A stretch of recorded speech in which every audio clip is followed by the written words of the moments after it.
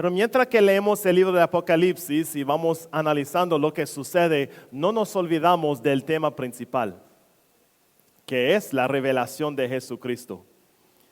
Y realmente al final de la carta es Jesús quien aparece, es Jesús que resalta y al final queda que todos estamos alrededor de Él, lo que hemos creído en Él. Y qué día más precioso será. Escuchando a los coros hoy, no sé, cada vez que escucho a los coros me da cosa. Pensando cómo será en el cielo con esta multitud de creyentes cantando alabanzas al Cordero. Si aquí casi nos saca la lágrima, bueno, a veces nos saca la lágrima. Imagínense estando ahí. Bueno, para mientras, ¿qué hacemos aquí en la tierra? Y reconocemos, hermanos, que para mientras que viene el Señor Jesucristo, tenemos mucho que hacer, mucho en que ocuparnos, siempre manteniéndole a Él en la mirada. Entonces, los temas que estamos tocando son 6. Ahí. 6 temas en cuanto a las cartas escritas a las 7 iglesias. No estoy tomando el estudio carta por carta. Esto se puede hacer y muchos lo han hecho y es bonito ver el paralelo histórico y la aplicación de las cartas a las iglesias, a nuestra iglesia, por ejemplo, y muchos piensan que estamos en la de la Odisea y quizás es un poco cierto, pero voy a sugerirle que quizás en la vida de una asamblea y sin duda en la vida personal de uno, pasamos por todas las fases de estas 7 iglesias. Entonces no descartamos una buena parte solo para que aquí estamos. Usamos lo mejor para analizar y ver las cosas, usarlo como espejo. Porque al final de Apocalipsis Jesús dice que escribió a las iglesias de aquella época y sin duda a las nuestras en esta época en que estamos hoy. Entonces los temas es buscando al autor, buscando a conozco tus obras, buscando a dicen ser pero no son, buscando las doctrinas, los consejos y oídos para oír. Y en cada tema que estamos tocando, estamos tratando de ver cómo nos lleva a pensar en el Señor Jesucristo y enfocarnos en el Señor Jesucristo. Algo que necesitamos reconocer que es muy fácil para nosotros despistarnos. Es fácil, muy fácil. Y olvidarnos de lo que realmente estamos haciendo. Cumpliendo el qué, pero olvidándonos por qué lo estamos haciendo. Haciendo el qué, pero olvidándonos del quién o para quién lo estamos haciendo. Entonces, estas cartas nos ayudan a enfocarnos. Y hoy en esta sesión quiero tocar lo que son las doctrinas. Vamos a notar en las 7 cartas aparecen cosas de doctrinas. Doctrinas que se habían metido en las iglesias y provocaron bastante problemas. Entonces, en cuanto a las doctrinas, hermanos, voy a tirarle un reto. Especialmente a los que están a cargo de dar enseñanza. Pero también a los que aconsejan. ¿Cuál es el enfoque de lo que está presentando? ¿Quiere convencer al oyente creer lo que usted cree? ¿O quiere ayudar al oyente a creer a la verdad? Se lo vuelvo a repetir.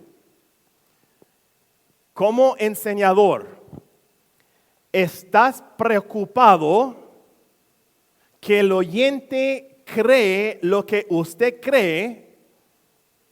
¿O está preocupado que el oyente encuentre la verdad?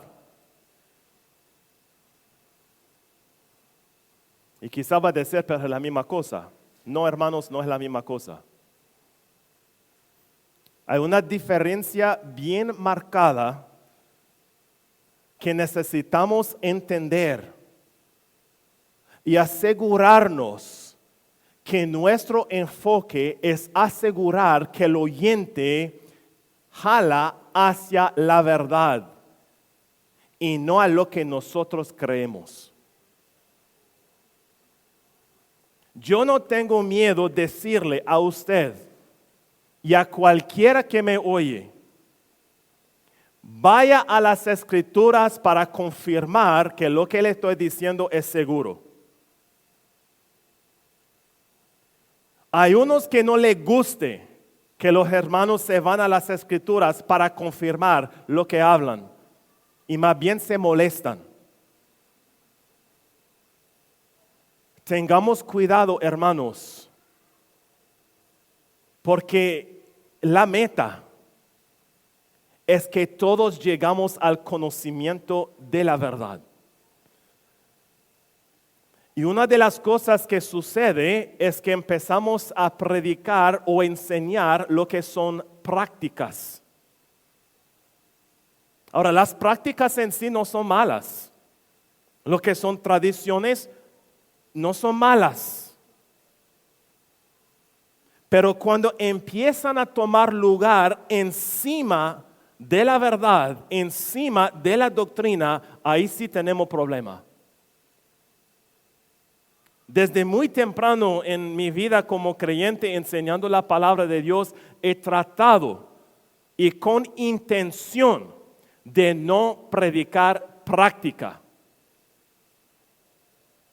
sino predicar principios.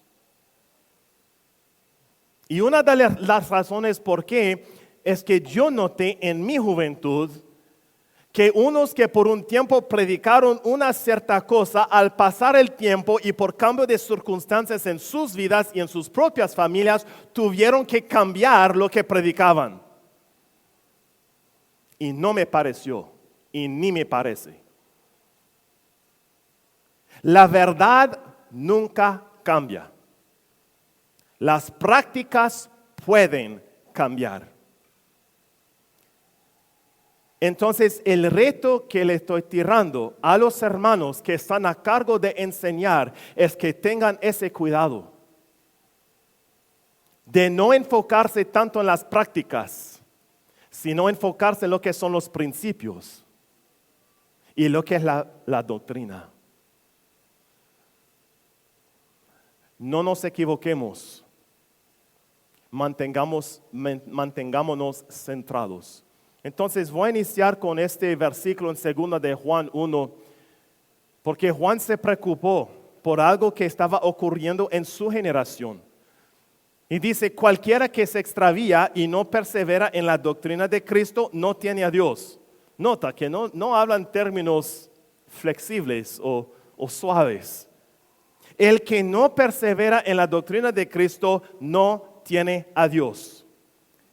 El que persevera en la doctrina de Cristo, ese sí tiene al Padre y al Hijo. ¿Y a qué se refiere aquí en la segunda carta? Pues tiene que ver con el Hijo de Dios. Tiene que ver con Cristo. Tiene que ver con su persona, quién es. Tiene que ver con su deidad. O sea, lo que Juan está diciendo aquí es que si alguien no acepta, no reconoce que Jesús es Dios manifestado en la carne, es que no tiene a Dios. Y hermanos, es un punto clave. Si no logramos a conocer a la persona de Cristo por quién es realmente, es que no tenemos la base. Y lo que miramos en la introducción en cuanto al autor, en cómo se presenta en Apocalipsis 1, ahí en la introducción de cada carta en Apocalipsis 2 y 3, nos lleva a entender, sin duda, que Jesús es Dios manifestado en carne. Que Jesús aquí en la tierra pues, tenía su deidad. Fue hombre, pero nunca dejó de ser Dios. Este es un punto clave en cuanto a lo que llama aquí Juan la doctrina de Cristo. Tiene que ver con su persona, quién es.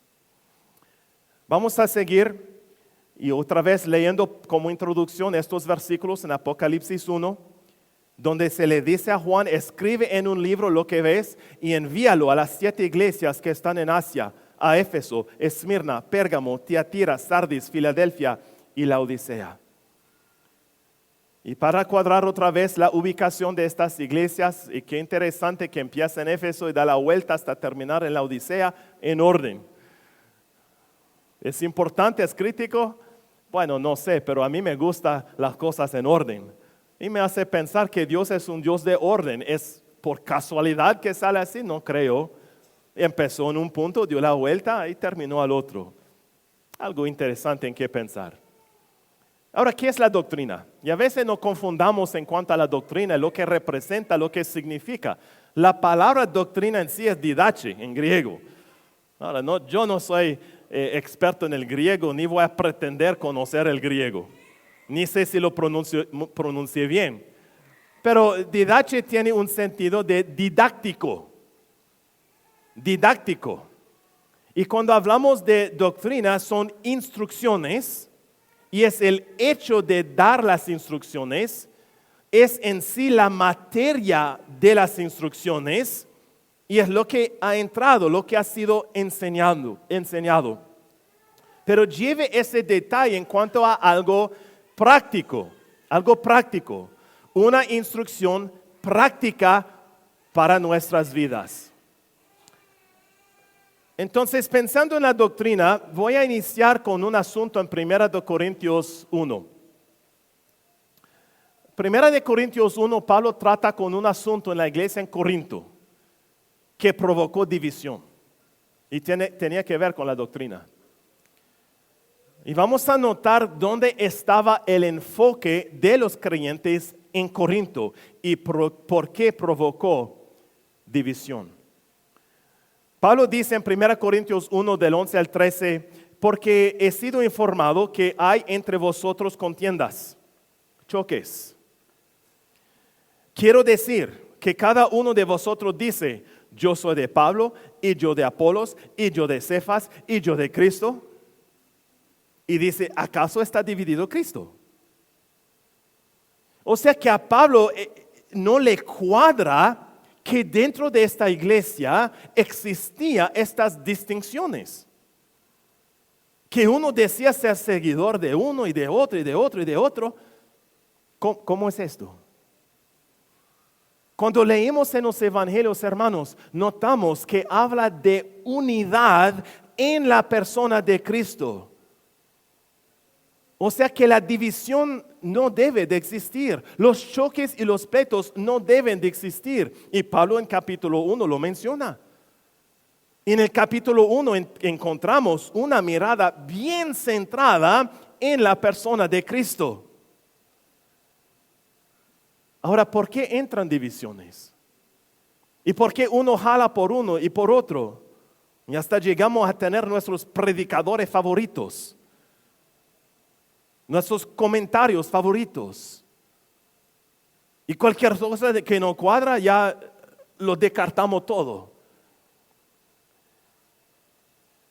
Hermanos, hay que cuadrarnos. Y hermanos, espero que en nuestras vidas podemos hacer quizás un reseteo. Tomar una pausa, poner un alto. Regresar a lo que son los primeros principios y ver sobre qué realmente hemos levantado la construcción. Y la razón por la cual es tan importante es que ahí por detrás de nosotros viene una generación de niños y jóvenes. ¿Y qué le estamos dejando a ellos como fundamento? Y quizás uno va a decir, pues el fundamento es Cristo. Pues obvio. Pero mire, hermanos, nosotros vamos construyendo sobre este fundamento. Tal como los que vinieron antes de nosotros elevaron sobre el fundamento. ¿Y qué tal la construcción que estamos haciendo? ¿Es una construcción fundada en lo verdadero o una construcción fundada en nuestros sentimientos y nuestras opiniones? Hermanos, es un asunto crítico. Y por los últimos años he estado bien preocupado por la generación que nos sigue a nosotros. Y a veces con lágrimas pensando en qué fundamento le estamos dejando a ellos. Para que sigan bien centrados sirviéndole al Señor. Ahora, ¿de dónde vienen las guerras y los pleitos entre vosotros? Entre nosotros. Pues Santiago lo declara bien. Las guerras y los pleitos vienen de nuestras pasiones, las cuales combaten en nuestros miembros. O sea que los pleitos, las guerras, son de la carne. Así de sencillo, hermanos. Cualquier pleito, guerra, discusión, contienda que se levante es por causa de la carne. Recordamos, hermanos, que hemos sido llamados no a vivir conforme a la carne, sino vivir conforme al Espíritu.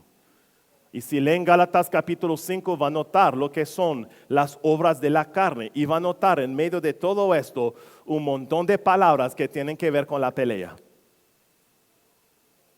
Y en la última sesión notamos, no mentimos contra la verdad, hermanos. Si somos conflictistas, contenciosos, hay algo que no está bien. Porque una mirada bien centrada nos lleva a la paz. Porque lo que deseamos, una paz en Cristo, para que la obra camine bien. La carne es pleitista. El Espíritu nos lleva a una unidad. Pero va a suceder, hermanos. Lastimosamente lo vamos a experimentar. Si no lo ha experimentado, ya lo va a experimentar. Es que se levantan pleitos y contiendas. Y nota aquí lo que dice Pablo, bien interesante. Dice, porque es preciso o es necesario que entre vosotros haya disensiones, diferentes sectas, para que se hagan manifiestos ante vosotros los que son aprobados. Me hace pensar en el libro de Proverbios donde habla de la plata, quita la escoria de la plata y saldrá alhaja para el fundidor. O sea, bajo fuego, todo lo malo ya sale a la superficie. Y luego que se quite, ya queda lo precioso. Entonces, con esto en la mente, hermanos, vamos a analizar ahora lo que son las 7 cartas y ver qué doctrinas resaltan en estas asambleas. Y vamos a darnos cuenta por qué tenían problemas y por qué el autor, el Señor Jesucristo, se preocupó por ellos. Por qué con cariño puso el dedo sobre el asunto para que ellos reaccionaran. Y con cariño estas cartas a nosotros hoy nos hablan. Para que nos paramos, analizamos, hagamos un reseteo, volvemos a los primeros principios para asegurar que lo que realmente estamos predicando y enseñando es sobre la base y es duradero y real. Entonces en Éfeso encontramos las obras de los Nicolaitas. Yo sé que no dice doctrina todavía, pero vamos a acoplarlo luego porque ahí aparece. ¿Y quiénes son los Nicolaitas? Bueno, los Nicolaitas realmente no se sabe mucho de ellos. Solo aquí en Apocalipsis aparece y a base de lo que es la palabra podemos discernir algo. Nicaeo significa conquistar y Leo significa gente. O sea que la palabra Nicolaitas es conquistar a la gente. O sea, es apoderarse del pueblo. Esto es lo de los Nicolaitas. Y cuando pensamos en estos, vamos a lo que el Señor Jesucristo habló de los fariseos, los escribas. Y Él dice que en la cátedra de Moisés se sientan ellos. O sea, como sentado en un trono, en un lugar de autoridad. Si se acuerda de la historia de Moisés, él era el líder de la nación. Él tenía, si quiere, el mando del pueblo y era el último juez.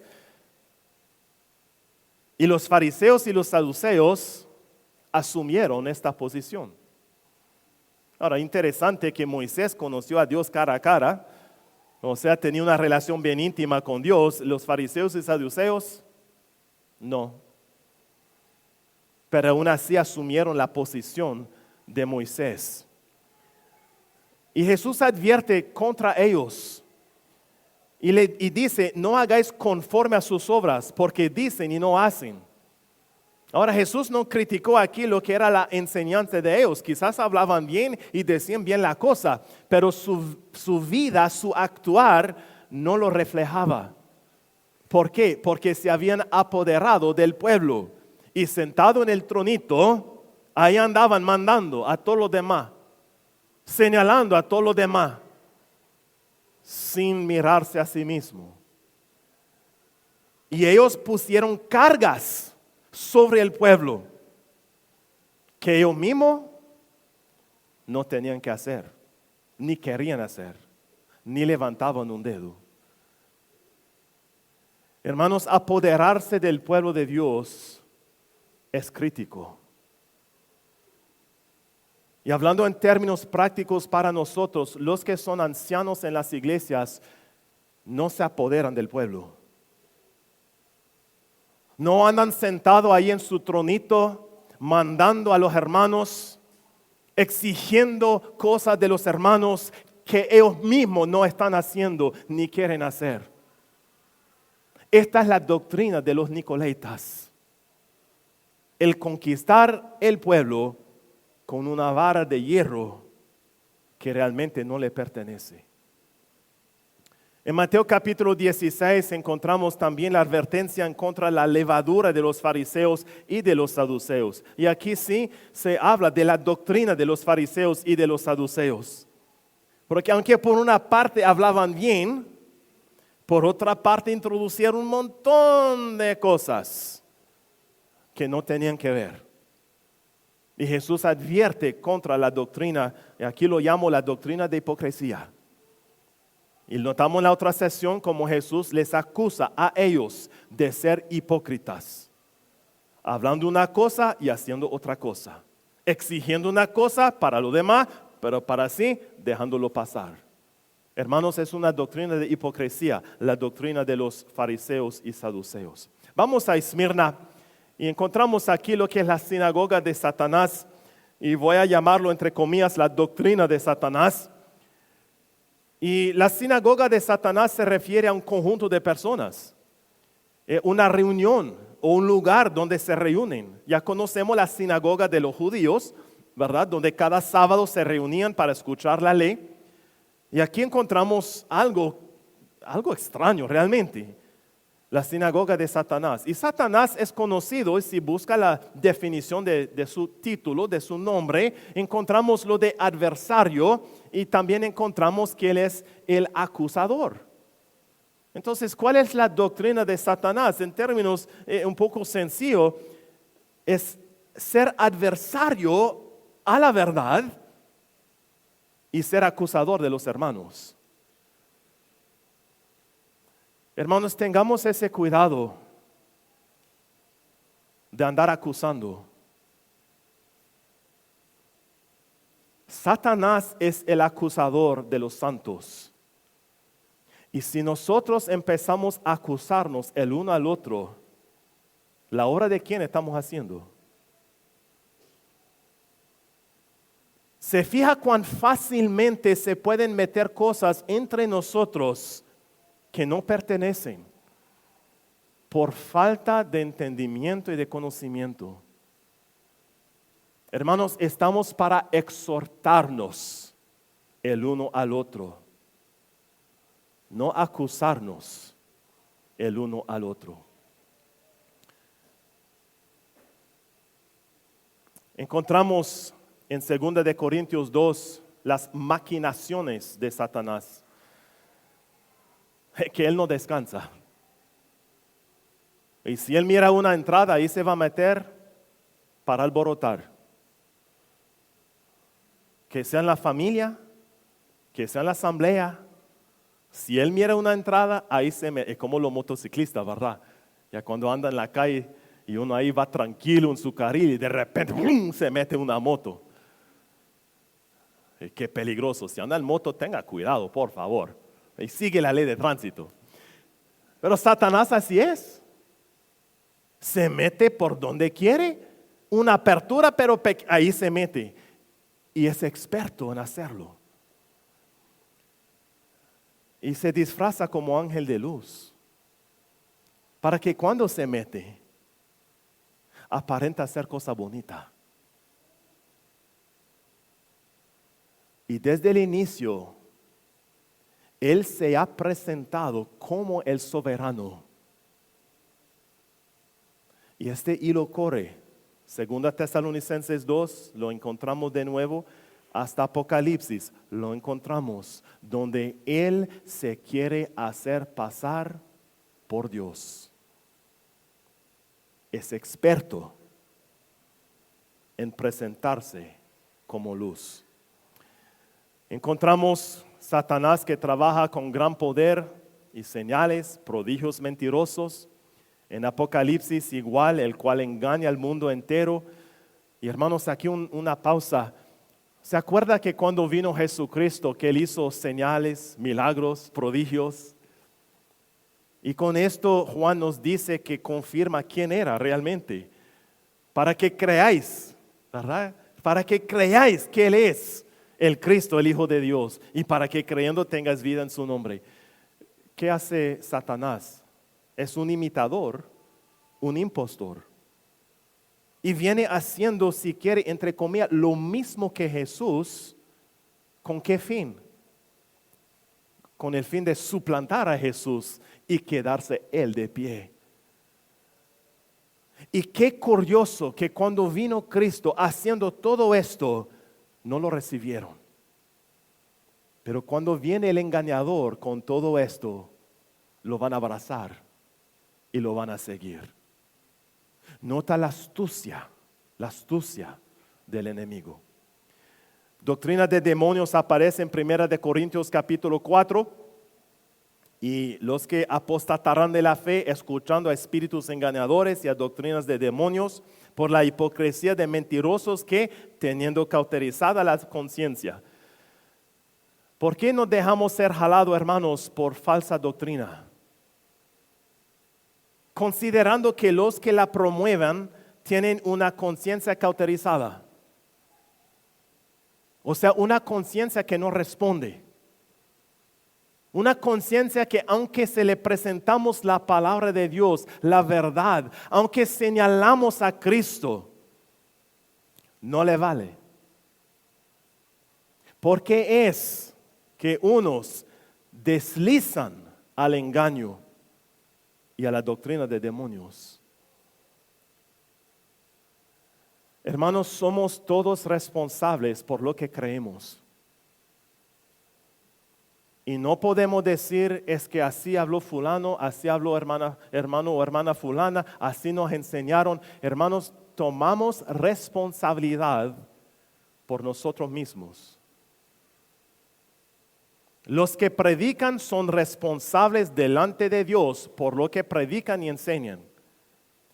Pero acuérdase que en los de Berea, aunque no eran salvos todavía, cuando escucharon a Pablo predicar, cada día escudriñaban las escrituras para ver si las cosas eran así. Y nosotros a veces caemos en la trampa. Lo escuchamos del púlpito, tiene que ser verdad.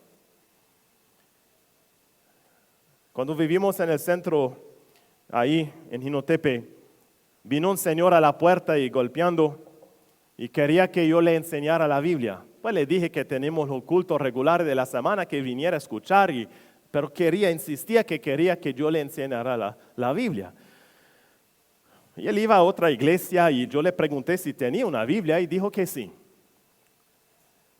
Entonces le pregunté si leía la Biblia y me dijo que no, que solo cuando iba a la capilla, que llevaba su Biblia y cuando el pastor decía busca tal pasaje, lo buscaba y ahí lo leía.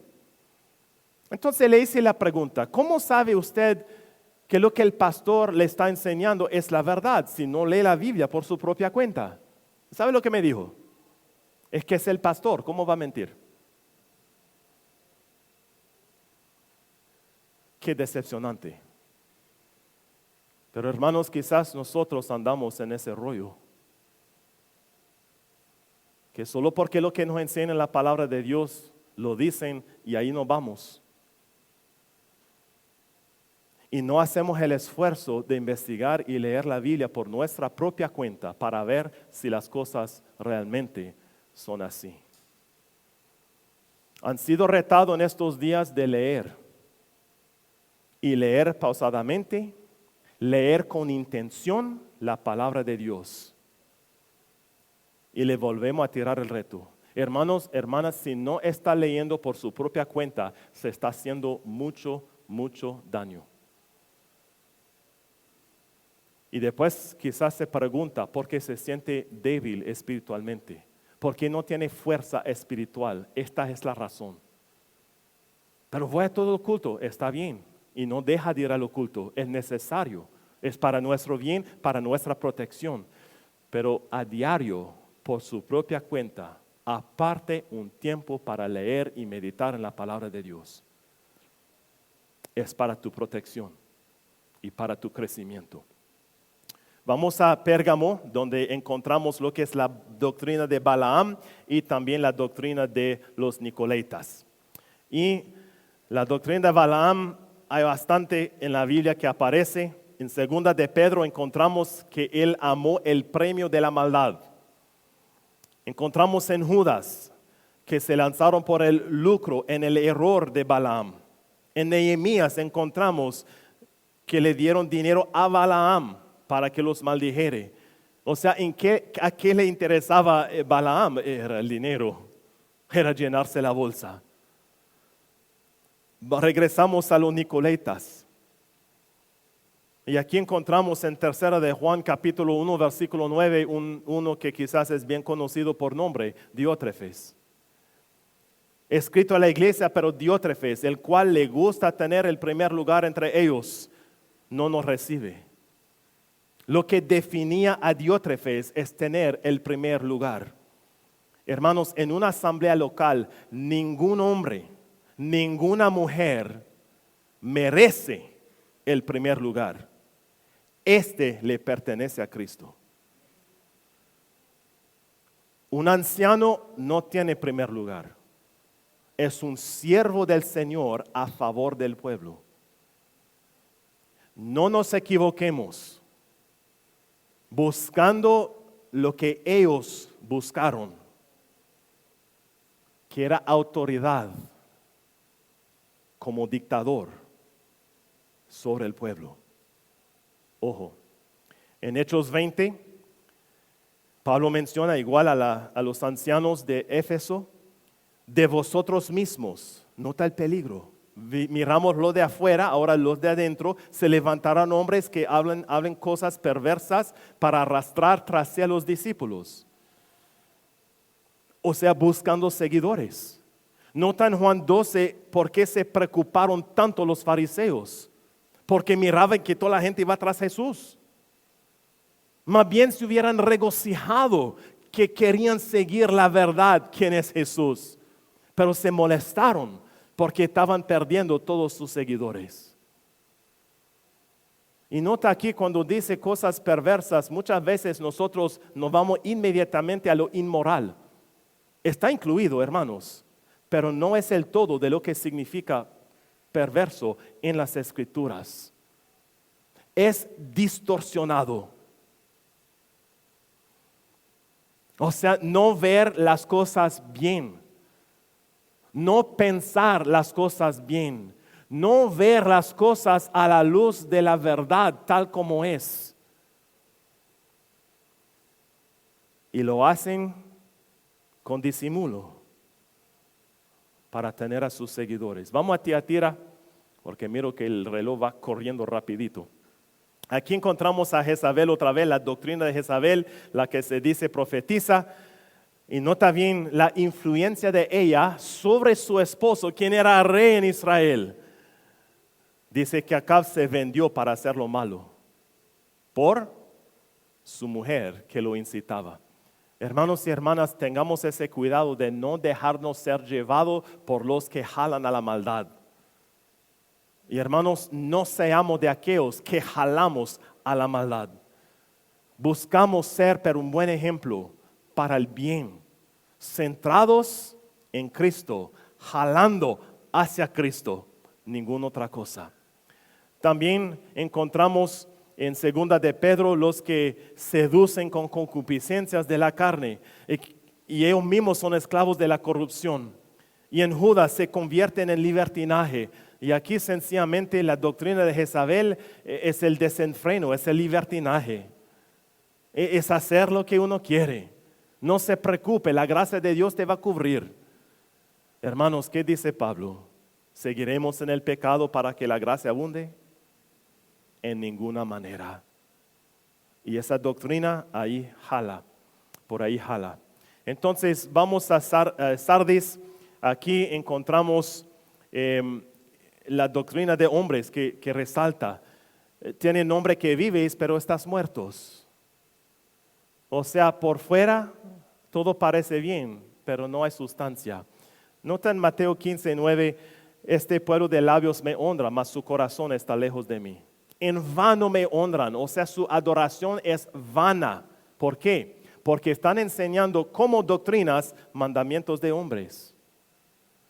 Por eso le hice el comentario al inicio, si a usted le interesa, se preocupa por enseñar para que conozcan la verdad o si quiere enseñar para que crean lo que usted cree. Hermanos, tengamos ese cuidado.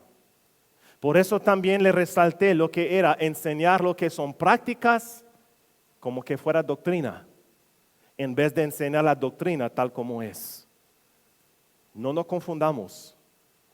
Porque si enfatizamos lo que son las prácticas, quizás no en nuestra generación, pero en la que sí va a quedar con nada, porque no hay sustancia. Si se olvidan del por qué se hacen las cosas y se olvidan del por quién lo estamos haciendo, la cosa no va a durar. Hemos convertido el asunto en cristianismo o la cristiandad o hemos cristianizado los asuntos, pero no hay sustancia.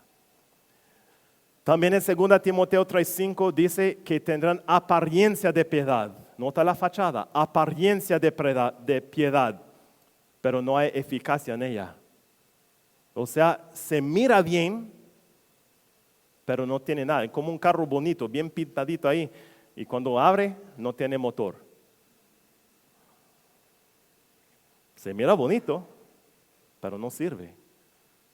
A esto se refiere la doctrina de los hombres. También habla de esta famosa lista. Haga esto, haga esto, haga esto, no haga esto, no haga esto. No haga... Una lista de requisitos, mandamientos de hombres que en conformidad a mandamientos y doctrinas de hombres, versículo 23, tienen la verdad cierta reputación de sabiduría en culto voluntario. O sea, aparenta bien la lista de requisitos, pero no cambia nada. Hermanos, si no hay un cambio interno, podemos meter un montón de requisitos, pero no cambia la realidad que no hay nada adentro. Si uno no ha nacido de nuevo, de nada sirve seguir un montón de reglas. Si uno no se ha sometido al señorío de Cristo, de nada sirve cumplir un montón de requisitos.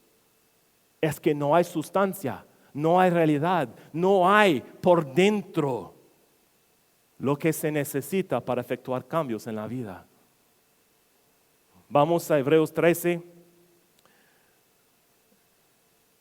No os dejáis llevar de doctrinas diversas y extrañas, porque buena cosa es afirmar el corazón con la gracia. ¿Nota el contraste? Y si lee el versículo anterior, va a notar dónde está el énfasis. Está en Jesucristo, que es el mismo ayer y hoy y por los siglos. No nos despeguemos del Señor Jesucristo. En Filadelfia, otra vez la sinagoga de Satanás, y no sé si usted se ha dado cuenta, pero años atrás, décadas atrás, se levantó lo que es la iglesia de Satanás. Y el dicho, haz lo que quieres. haz lo que quieras. Esto es lo que promovían. Y qué interesante. El creyente va a hacer lo que a él le parece. No tiramos el libro de Jueces, donde cada uno hacía lo que bien le parecía. ¿Y cómo le fue para ellos? Hermanos, somos sumisos a uno que nos manda, haciendo lo que a él le parece, lo que él quiere, no con esa doctrina de hacer lo que a uno le parece. Y aquí, rapidito, entre ellos, uno que vivía en el pecado y no lo habían quitado. Y él será entregado a Satanás para destrucción de la carne.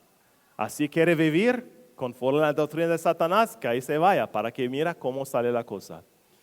Y también manteniendo una buena conciencia, desechando la cual naufragaron en cuanto a la fe algunos. Y también fueron entregados a Satanás para aprender a no blasfemar. Notamos la seriedad de la batalla en que estamos. Si uno quiere vivir acoplado a Satanás, va a ser acoplado para que descubre la realidad del asunto. Que andar por el lado de él no le favorece a ninguno. La esperanza y la restauración de un creyente, o por lo menos que uno descubre si ha profesado fe que realmente no es creyente. En la Odisea dice, porque tú dices, y aquí lo hablamos un poco en la otra sesión, pensando en cuanto a las riquezas como seña o evidencia de piedad. Soy rico, soy más piadoso. Más rico, más piadoso. Hermanos, así no funciona la cosa, ¿verdad? Y ahí en la Odisea lastimosamente cayeron en esta trampa. En Santiago también habla de los que solo en esto pensaban. Vamos por aquí, vamos para allá, vamos a ganar, vamos a hacernos ricos. Y hasta se estaban jactando y jactando de soberbia. Entonces aquí una lista resumen de lo que miramos en cuanto a las doctrinas. Y va a notar, habla de hipocresía, de acusador, de conciencia cauterizada, de beneficio propio, de poder, libertinaje, apariencia, soberbia. ¿Cuál es el enfoque? ¿Qué es lo que todas estas doctrinas tienen en común? No está Cristo. Este es el problema. Porque estas doctrinas se levantaron es porque no estaban mirando a Cristo. 1 Corintios y 2 Corintios habla no con palabras persuasivas de humana sabiduría. Hermanos, a veces adquirimos conocimiento bíblico para poder combatir y debatir. No es el propósito adquirir conocimiento. Recuérdese de Esdras, quien inquirió la palabra de Dios, la ley de Dios, para ponerla en práctica. A esto vamos.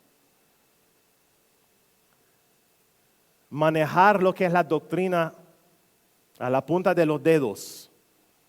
Conocer todos los detalles finitos de lo que son las doctrinas. No vale mucho, hermanos, si no lo ponemos en práctica. Podemos combatir hasta que se baja el sol y vuelve a salir. Pero hermanos, no es el punto. La doctrina es para que nuestras vidas cambien, centrándonos en el Señor Jesucristo. Mira el Señor Jesucristo cuando Él hablaba. La gente se admiraba de su doctrina. ¿Por qué? Porque Él enseñaba como quien tenía autoridad. Él no tenía que fingir autoridad. Ellos reconocieron que tenía autoridad. Y es diferente que uno viene y dice, mire, me van a oír porque me van a oír. Yo estoy predicando y que se mantienen despiertos y que me oyen. Y después a un examen, a ver si captaron. A la fuerza, hermanos, no es así. Pero cuando uno abre la palabra de Dios y la presenta y se siente la diferencia en uno que quizás anda en el aire o alguien que está presentando algo de valor y de sustancia.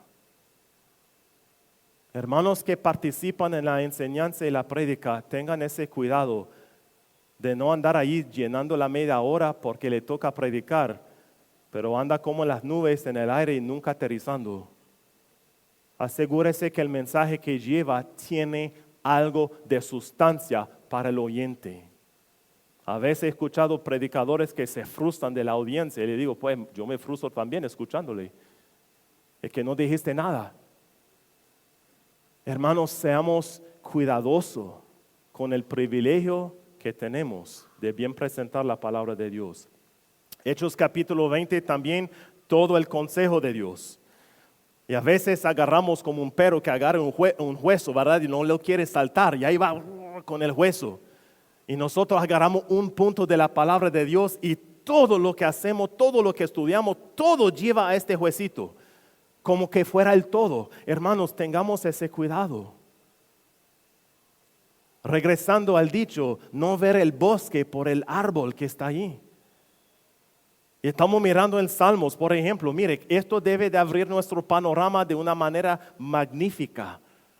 Y aquí con el poco que estamos tocando de estas cartas, hermanos, estamos pasando pero por encima de lo que tienen ellas. Y espero que luego va a regresar y ver lo que realmente hay y seguir escudriñando.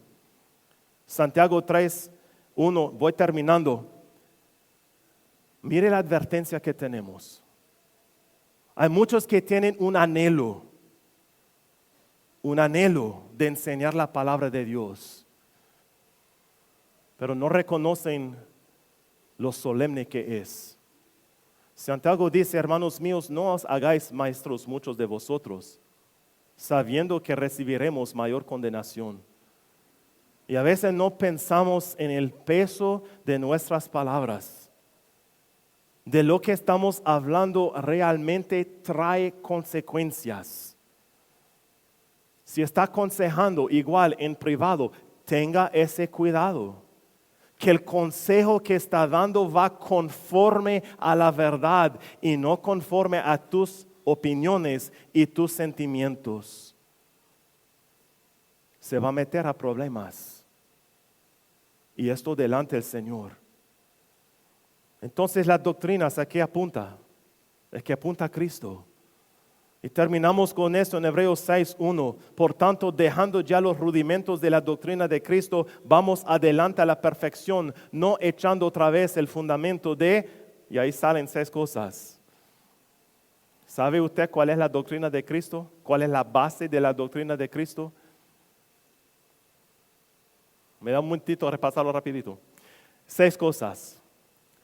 Arrepentimiento de obras muertas, fe en Dios, la doctrina del bautismo y también la imposición de las manos, la resurrección de los muertos y el juicio. Y si usted se fía en estos 6 puntos, ¿con qué trata? Con la persona de Cristo. Hermanos, si usted no maneja estos 6 detalles básicos de lo que es la doctrina de Cristo, tenga cuidado tratar de poner más. Y no conocerlo para salir de un examen, sino entender la realidad de lo que se trata. El arrepentimiento de obras muertas ya lo miramos, hechos en Cristo para buenas obras. Basta andar en la vida antigua. El juicio, Cristo Jesús es el juez.